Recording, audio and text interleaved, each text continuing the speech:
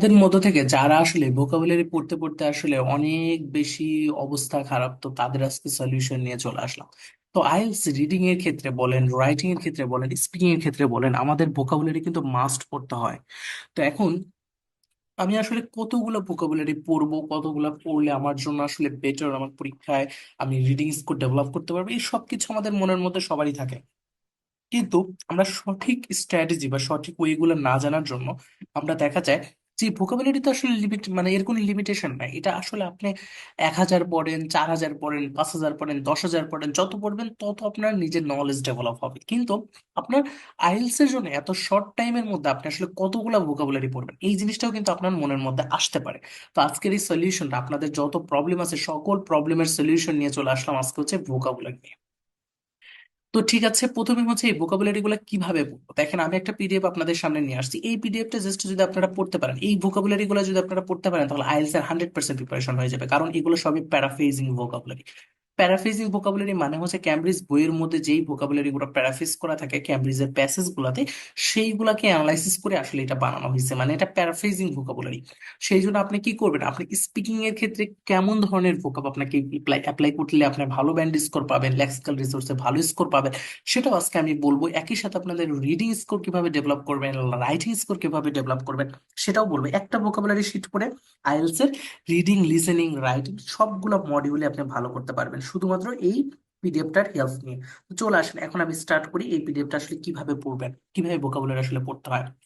আপনি প্রথমে যেটা করবেন সেটা হচ্ছে এই যে ওয়ার্ডটা দেখেন, এটা হচ্ছে অ্যানুয়াল। অ্যানুয়াল শব্দটা হচ্ছে ইয়ারলি পার ইয়ার, আমরা বলতেই পারি হচ্ছে অ্যানুয়াল শব্দটা। তো আমরা হচ্ছে অ্যানুয়ালি এই শব্দগুলো তো আমরা কমনলি ইউজ করি, সবাই কিন্তু ইউজ করি। তো আপনারা রাইটিং এর ক্ষেত্রে দেখেন ইউজ করি।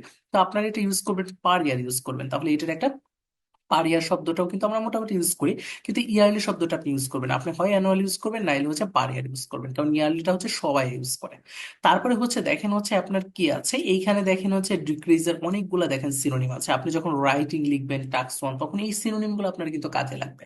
তো আপনি যদি শুধুমাত্র ডিক্রিজ ইউজ করেন তাহলে কিন্তু হবে না। তো রাইটিং এ ভালো স্কোর করার জন্য আপনাকে এগুলার অল্টারনেট ওয়ার্ড গুলো কিন্তু জানতে হবে। এবং এটা রিডিং এও দেখবেন রিডাকশন শব্দটা থাকে, রিডিং এ ডিক্লাইন, রিডাকশন, তো এই শব্দগুলো থাকে। তো এই শব্দগুলো রিডিং এর ক্ষেত্রে দেখতে পারবেন। তারপর হচ্ছে আপনি যদি স্পিকিং এ পেয়ার অফ বলেন, এটা যদি স্পিকিং এর ক্ষেত্রে আপনি অ্যাপ্লাই করেন তাহলে কিন্তু ভালো ব্যান্ড স্কোর পাবেন। তো এই ওয়ার্ড গুলোর দিকে একটু তাকান। এবং এই দেখেন কিছু ওয়ার্ড হচ্ছে আমি দাগাই দিছি, রিডিং এর ক্ষেত্রে এই ওয়ার্ড গুলো হচ্ছে সবচেয়ে ইম্পর্টেন্ট। দেখবেন আপনার রিডিং এর অনেক প্যাসেজের মধ্যে এই মোরাল অব্লিগেশন শব্দটা আছে, অব্লিগেটেড, অব্লিগেশন, মোরাল অব্লিগেশন। তখন আপনি মোরাল অব্লিগেশন শব্দটা দেখার পর আপনি কিন্তু বুঝতে পারেন না যে আসলে এটা কি, এটা সেন্স অফ ডিউটি। অনেক সময় দেখবেন যে এটা কোশ্চেন্স এর মধ্যে, মেসিং এর ক্ষেত্রে কোশ্চেন্সে বলছে মোরাল অব্লিগেশন, প্যাসেজে বলছে এ সেন্স অফ ডিউটি, এই ওয়ার্ডে ওয়ার্ডে মিলাইলে কিন্তু আপনার ম্যাচিং শেষ। আপনি যখন এই পিডিএফটা জানবেন তখন আপনি ওয়ার্ডে ওয়ার্ডে মিলিয়ে কিন্তু আপনি ম্যাচিং করে ফেলতে পারবেন। যেরকম এনিমেলস, আপনার রাইটিং একটা প্রশ্ন হয়েছে এনিমেলস, তো আপনার এনিমেলসটা হচ্ছে ধরেন রাইটিং কোশ্চেন্স এর মধ্যে আছে লাইভস্টক, এই শব্দটা আছে, তো আপনি এটার মিনিং জানেন না, আপনি যে এটার মানে যে এনিমেলস সেটা আপনি জানেন না, না জানলে আপনি কিন্তু রাইটিং লিখতে পারবেন না। তো এই দেখেন, এইগুলো আপনার কি করবে, আপনার ব্যান্ড স্কোরটা যেরকম বাড়াবে রাইটিং এর ক্ষেত্রে, আপনার দেখবেন রিডিং এর ক্ষেত্রে দেখবেন একটা জিনিস আছে, সেটা ওরা অ্যাফেক্ট না বলে, ওরা ইম্প্যাক্ট বলে। ওরা রিডিং এর ক্ষেত্রে দেখবেন ইম্প্যাক্ট শব্দটা বলে। তো এই জিনিসগুলো আপনার মাথায় রাখতে হবে, ঠিক আছে।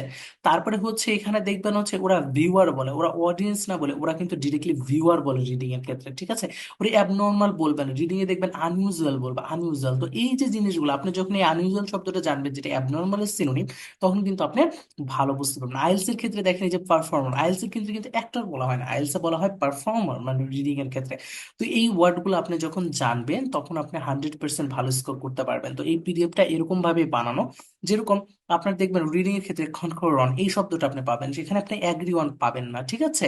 আপনি দেখবেন চেঞ্জ শব্দটা পাবেন না, পাবেন হচ্ছে অল্টার, এই শব্দটা পাবেন রিডিং এর ক্ষেত্রে। তো এই শব্দগুলাই দেখবেন, আবার দেখবেন যে 100 ইয়ার্স রিডিং এ পাবেন না, পাবেন হচ্ছে এ সেন্সরি, এই শব্দটা পাবেন, ঠিক আছে।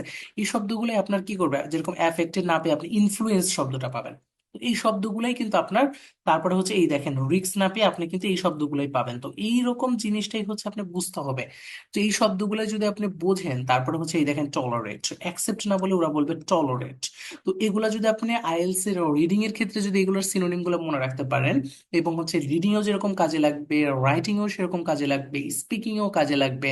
আপনি যদি অ্যাকসেপ্ট না বলে এখন থেকে টলারেট শব্দটা বলা স্টার্ট করেন, তাহলে কিন্তু আপনার ভালো একটা প্যান্ট স্কোর আপনার কি সেই স্পিকিংও পাওয়া সম্ভব। সাথে হচ্ছে আপনার লিসেনিং এর অডিওটা বুঝতেও আপনার অনেক হেল্প হবে।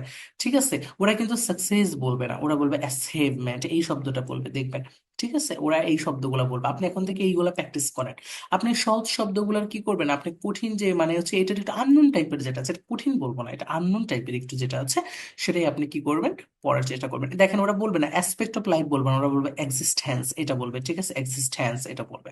ঠিক আছে, ওকে সো এই শব্দগুলা বলবে ওরা, এমন না বলে। তো এই শব্দগুলো একটু বল দেখার, এই যে ফেয়ার ফেয়ার ফেয়ার, এই শব্দগুলাই কিন্তু ওরা আসলে বলার চেষ্টা করে। যাই হোক, আচ্ছা, তারপরে হচ্ছে আপনার যে এই জিনিসটা, এই দেখেন, আচ্ছা, এই শব্দটা ওরা বলবে, ওরা ফল বলবে না। ঠিক আছে, এইগুলা বলবে। তো এই জন্য আপনি কি করবেন, এই যে না দাগানো যে শব্দগুলো আছে, এই যে আমার দাগানো শব্দগুলো, এই দাগানো গুলা হচ্ছে সবার আগে পড়বেন, কারণ এইগুলা রিডিং এর ক্ষেত্রে খুব খুব বেশি পরিমাণে আপনার হেল্প হবে।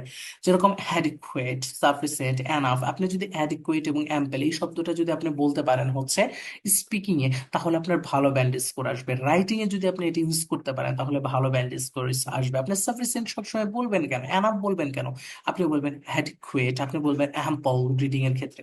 ঠিক আছে, আপনি এই শব্দগুলো বলার চেষ্টা করবেন। অ্যাসার্টিভ, আপনি এই শব্দটা বলবেন। আপনি অ্যাগ্রেসিভ শব্দটাও রিডিং এর মধ্যে আমাদের আছে, অ্যাসার্টিভ আছে। ঠিক আছে, আপনি এই শব্দগুলো বলার চেষ্টা করবেন। আপনি হেল্প বলবেন না, আপনি হেল্প বলবেন না, আপনি বলবেন হচ্ছে অ্যাসিস্ট, এইটা বলবেন। ঠিক আছে, অ্যাসিস্ট বলবেন। ওকে, এখন আসেন হচ্ছে এইখানে আরো কিছু শব্দ আছে। ট্রেবল, ব্যাড বলবেন না, বলবেন টেরেবল সিচুয়েশন, টেরেবল সিচুয়েশন বা ডেটফুল সিচুয়েশন, আনপ্লিসেন্ট সিচুয়েশন, এইগুলো রিডিং এ কিন্তু আছে। আনপ্লিসেন্ট স্যান্ড, আনপ্লিসেন্ট সিচুয়েশন, টেরেবল সিচুয়েশন, এটা স্পিকিং ইউজ করতে পারবেন। ঠিক আছে, আচ্ছা, তারপরে হচ্ছে আপনি এই দেখেন, এই যে আমি দাগানো ওয়ার্ড গুলো আছে, এই দাগানো ওয়ার্ড গুলা হচ্ছে আপনি আপনি হচ্ছে একটু পড়ার চেষ্টা করবেন। এই দেখেন সম্পূর্ণ পিডিএফ এর মধ্যে সব ওয়ার্ড দাগায় দিচ্ছি। এই দেখেন, আপনি এইগুলা শুধুমাত্র হচ্ছে যেরকম এলিগ্যান্ট, এলিগ্যান্ট শব্দটা দেখেন কত সুন্দর একটা শব্দ। আপনি বিউটিফুল অলওয়েজ বলেন, আপনি এলিগ্যান্ট বলেন, এটা আপনার ব্যান্ড স্কোর বাড়াবে। ঠিক আছে, ব্যান্ড স্কোর বাড়াবে, ভালো একটা ব্যান্ড স্কোর দিতে এটা অনেক বেশি হেল্প করবে। লেক্সিক্যাল রিসোর্স বলে একটা জিনিস আছে, আমরা সেটা জানি। এই দেখেন রিডিং এর মধ্যে এই ওয়ার্ড গুলা কিন্তু আপনার রিপিটেড, এই পিডিএফটা ভালো মতো পড়তে হবে, আর আমার দাগানো ওয়ার্ড গুলা পড়তে হবে মাস্ট মাস্ট মাস্ট। ঠিক আছে, তারপরে হচ্ছে আমার এখানে দেখেন এই যে দাগানো ওয়ার্ড গুলো আছে, এই ওয়ার্ড গুলো আপনারা পড়বেন। এই যে পিডিএফটা পুরোটাই হচ্ছে আমি আপনাদেরকে দেখাই দিচ্ছি, পুরো ডিটেইলস আছে এখানে, দাগানো ওয়ার্ড গুলাও আছে।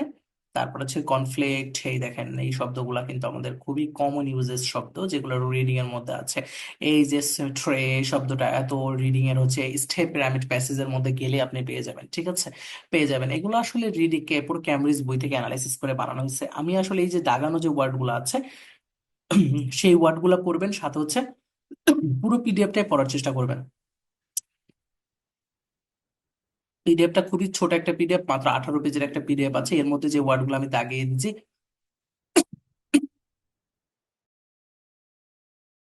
আমার দাগানো ওয়ার্ডগুলো সবার আগে আপনারা পড়বেন। এই দাগানো ওয়ার্ডগুলো সবার আগে আপনারা পড়বেন। তারপরে আপনাদের যেই যে জায়গায় প্রবলেম হবে, সেই মানে এই যে কোনো ওয়ার্ডে যদি আপনাদের প্রবলেম হয়, যেটা অর্থ আপনি জানেন না, সেই ওয়ার্ডের অর্থটা আপনি গুগল থেকে জেনে নেবেন, ওয়ার্ডের অর্থটা জেনে নেবেন। এভাবে প্রতিদিন যদি আপনি একটা রুটিন মাফিক এটা পড়েন, এটা পড়ার নিয়ম হচ্ছে প্রতিদিন এক পেজ করে পড়বেন। ধরেন এই প্রথম পেজটা, এই পেজ নাম্বার 1, এইটা প্রথম দিন পড়বেন। পড়ার পরে আপনি হচ্ছে পেজ নাম্বার 2, এই প্রথম দিনে পড়বেন হচ্ছে পেজ না, পরের দিনে চলে যাবেন পেজ নাম্বার 2। এভাবে আপনি 18 দিনের একটা চ্যালেঞ্জ নিলে 18 পেজ কিন্তু আপনি খতম বা শেষ করে ফেলতে পারবেন। 18 পেজ, জাস্ট 18 দিনের একটা চ্যালেঞ্জ নিতে হবে। এবং এই পিডিএফটা আপনাদেরকে হচ্ছে আমি দিব, আপনারা হচ্ছে আমার হোয়াটসঅ্যাপ নাম্বার দেওয়া থাকবে, সেটাতে আপনারা নক করলে পিডিএফটা আপনারা পাবেন সবাই। তো ঠিক আছে, আপনারা হচ্ছে যারা যারা পিডিএফটা চান, কমেন্ট না করে মানে কমেন্টে জানাতে পারেন যে নেক্সট আর কি কি প্রবলেম আপনাদের আছে, সেই প্রবলেমগুলো, এবং এই পিডিএফটা কিভাবে পড়তে হবে সেটা আপনাদেরকে বললাম। রিডিং এ কিভাবে কাজে লাগাতে হবে, রাইটিং কিভাবে কাজে লাগাতে হবে, স্পিক কিভাবে কাজে লাগাতে হবে, পিডিএফটা পেতে চাইলে আপনারা উপরে দেওয়া হোয়াটসঅ্যাপ নাম্বারে আমাকে নক করেন, আমি আপনাদের পিডিএফটা দিয়ে দেবো। তো সবাই ভালো থাকবেন, সবার জন্য দোয়া।